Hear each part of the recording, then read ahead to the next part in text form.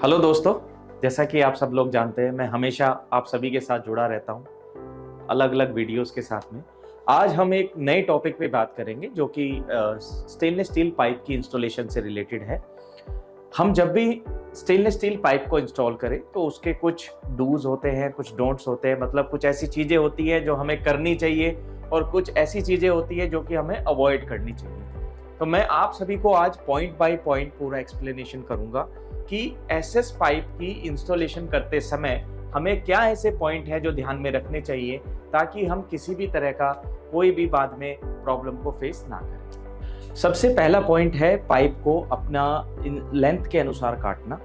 जैसे मेरे सामने एक पाइप है, मैं अब इस पाइप को आपको काट के दिखाऊंगा और इसमें सबसे इम्पोर्टेंट पार्ट ये है कि हमें पाइप को हमेशा पाइप कटर के साथ में ही काटना है। हमें किसी भी तरीके से कोई और मेथड यूज नहीं करना है। नॉर्मली मैंने देखा है लोग एंगल ग्राइंडर का यूज करते हैं, बट वो एक अनऑथोराइज्ड प्रैक्टिस है। हमें कभी भी एंगल ग्राइंडर से पाइप को नहीं काटना। मैं आपको अभी इस पाइप कटर की हेल्प से पाइप को काट के दिखाऊंगा। मैं अभी इस पाइप को इसमें फिक्स किया। फिक्स करने के बाद टाइट किया। टाइट करने के बाद मैं इसको रोटेट करता हूं और मैं इसको टाइट करता जाता हूं। ये पाइप मैंने अभी आप लोगों के सामने काट के दिखाया। अब इसमें नेक्स्ट स्टेप है पाइप की डीबरिंग। जब हम किसी भी पाइप को काटते हैं तो उसमें छोटे छोटे बर रह जाते हैं। वो बर को क्लीनिंग करने के लिए हमें डीबर टूल का यूज करना होता है। ये वीगा का डीबरिंग टूल है, ये आप देख सकते हैं। इसकी हेल्प से अब मैं पाइप को डीबर करके दिखाऊंगा। तो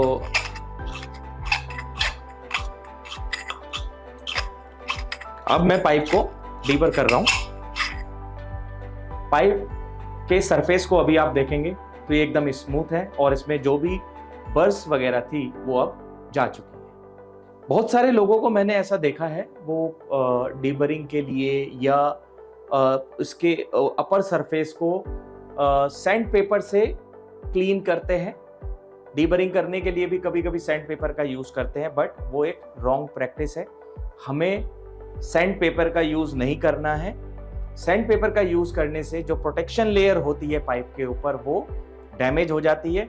तो हमेशा इस बात का ध्यान रखना है कि हमें जब भी डीबरिंग करनी है वो डीबरिंग टूल की हेल्प से ही करनी है।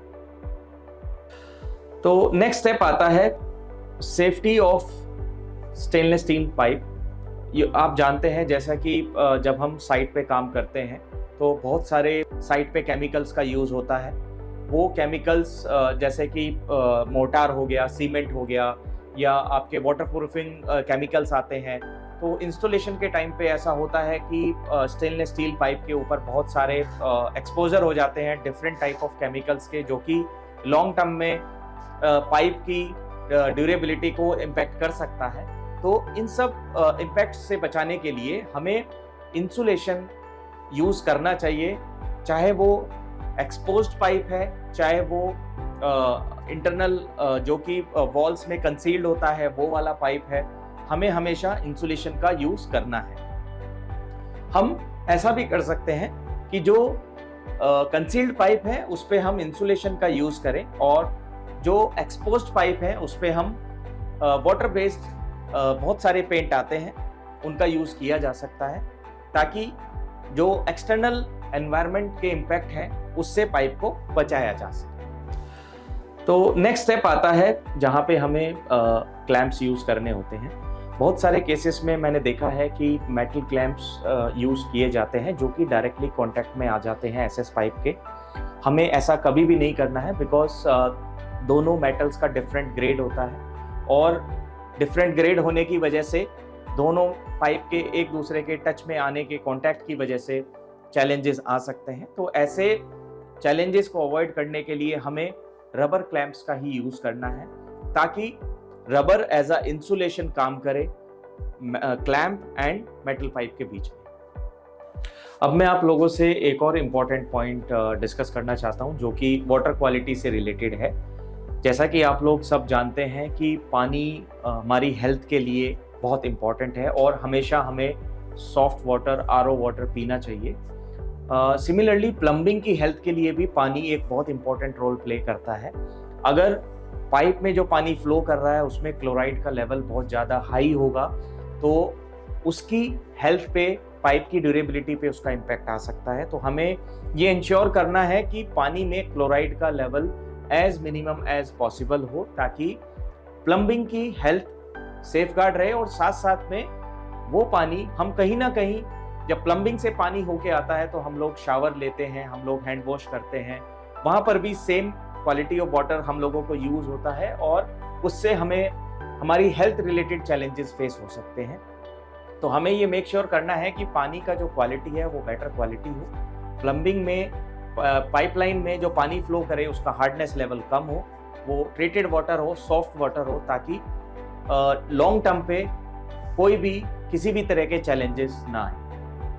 अब कुछ बातें मैं पाइप को कैसे साइट पे हैंडल करते हैं, कैसे उसको रखना चाहिए, उससे रिलेटेड मैं आप लोगों के साथ में शेयर करना चाहूँगा। जैसा कि सबसे पहला इम्पॉर्टेंट पॉइंट ऑफ डिस्कशन ये है कि हमें एसएस पाइप को किसी भी बिल्डिंग मटेरियल जैसे कि कंक्रीट, मोर्टार के डायरेक्ट संपर्क में नहीं लेके आना है, क्योंकि आप जानते हैं कि सीमेंट के अंदर क्लोराइड होता है और क्लोराइड कहीं ना कहीं किसी भी मेटल के सरफेस को डैमेज कर सकता है। तो इसलिए हमें ये पाइप को डायरेक्ट कांटेक्ट से हमेशा बचाना है। अगर मैं दूसरे पॉइंट की बात करूं तो यहाँ पे आप देखेंगे कि एसएस पाइप को हमेशा आप किसी ऐसी जगह पे रखें जो कि एकदम साफ सुथरा ढका हुआ हो, ड्राई प्लेस हो, जहाँ पे किसी भी तरह की गंदगी पाइप के ऊपर ना बैठ पाए। क्योंकि होता क्या है कि अगर किसी नमी वाले जगह में हम उसको रखते हैं और किसी भी ऐसी जगह पे रखते हैं जहाँ पर प्रॉपर उसका टेक केयर नहीं हो सकता है, तो उस केस में पाइप के ऊपर केमिकल रिएक्शन होने के चांसेस होते हैं। इसके बाद पाइप को हमेशा आप जब भी रखें तो पैलेट्स के ऊपर रखें, उसको ज़मीन पर डायरेक्ट मत रखें। नहीं तो ज़मीन पर अगर कोई केमिकल पड़ा है, कोई भी ऐसी चीज़ है जो कि मेटल के कांटेक्ट में आए और उसको इम्पैक्ट करे, तो हमेशा आप इन सब चीज़ों का ध्यान रखें कि पाइप को जो रखना है वो प्रॉपर पैलेट के ऊपर रखें। और जब हम पाइप को उठाते हैं, उनकी हैंडलिंग करते हैं, तो हमें ये भी ध्यान देना चाहिए कि किसी भी तरह का कोई डेंट या स्क्रैच उसके ऊपर ना आए, क्योंकि अगर हम प्रॉपर तरीके से हैंडल नहीं करते हैं तो उसमें डेंट और स्क्रैच आने के चांसेस हो सकते हैं। तो ये सब प्रिकॉशंस हैं जो कि आपको ध्यान में रखनी चाहिए। और कोई भी भारी पाइप अगर है तो उसके लिए प्रॉपर आपके पास इक्विपमेंट होना चाहिए। जैसे कि अगर मैं बड़े डाया की बात करता हूं तो वो उनका थोड़ा सा वेट भी ज़्यादा होता है, तो हमें हमेशा प्रॉपर इंस्ट्रूमेंट का यूज़ करके उनको उठाना चाहिए, ताकि किसी को भी किसी भी प्रकार का हैंडलिंग में कोई चोट ना लगे, किसी को कोई डैमेज ना हो। इस तरह की चीज़ों का हमें ध्यान रखना चाहिए। ट्रांसपोर्टेशन या फिर स्टोरेज के समय पाइप को आप पूरा कवर करके रखें। तो ये बेसिकली पॉइंट ऐसा है कि जब वेयर हाउस से साइट पे मटेरियल डिलीवरी हो रहा है तो उस टाइम पे पाइप को प्रॉपर कवर करके रखें, ताकि किसी भी तरह का कोई स्क्रैच ना आए, उसके ऊपर किसी भी तरह का कोई डेंट ना आए, कोई गंदगी ना जमा हो, ताकि आपको जब मटेरियल डिलीवर हो तो वो प्रॉपर एक फ्रेश मटेरियल डिलीवर हो, उसमें किसी भी तरह का कोई परेशानी ना हो, कोई प्रॉब्लम ना हो। मैं अगर अगले पॉइंट की बात करता हूँ तो इसमें एक महत्वपूर्ण बात ये है कि एसएस पाइप को आप जो है वो अलग अलग स्टोर करें, खासकर कि जो अलग मेटल्स होते हैं, डिफरेंट प्रॉपर्टीज़ के मेटल होते हैं, उनसे दूर रखें। क्योंकि होता क्या है कि हर मेटल की अपनी प्रॉपर्टीज़ होती हैं और एक मेटल दूसरे मेटल की तरफ अपने प्रॉपर्टीज़ को ट्रांसफ़र करने की कैपेसिटी रखता है। तो हमेशा इस बात का ध्यान रखें कि स्टेनलेस स्टील मटेरियल को किसी भी दूसरे और मेटल के साथ में ना रखें, उसको हमेशा स्टेनलेस स्टील के साथ ही रखें। और इसके बाद जो है मैं अगला आपसे पॉइंट शेयर करना चाहूँगा कि कोई भी नुकीली चीज़ या कोई भी उभरी हुई चीज़ अगर साइट पर है जहाँ पे आप पाइप को रखे हैं, तो आप मेक श्योर करें कि वो चीज़ें वहाँ से हटे। जैसे बहुत सारे ऐसे साइट पे हैवी मटेरियल्स रखे रहते हैं जो पाइप को नुकसान पहुँचा सकते हैं, तो उन सब चीज़ों से आप पाइप को प्रॉपर सेफ करके रखें, ताकि कोई साइट पे किसी भी तरह का कोई डैमेज ना हो, कोई भी किसी भी तरह का कोई प्रॉब्लम क्रिएट ना हो। तो ये बहुत आसान सी टिप्स मैंने आप सभी लोगों के साथ में शेयर करी है, जिसकी हेल्प से मैं ये समझता हूँ कि पाइप को हम प्रॉपर सेफ्टी के साथ, प्रॉपर एक प्लानिंग के साथ में हम रखेंगे तो किसी भी तरह का हमें फ्यूचर में कोई भी चैलेंज नहीं फेस होगा।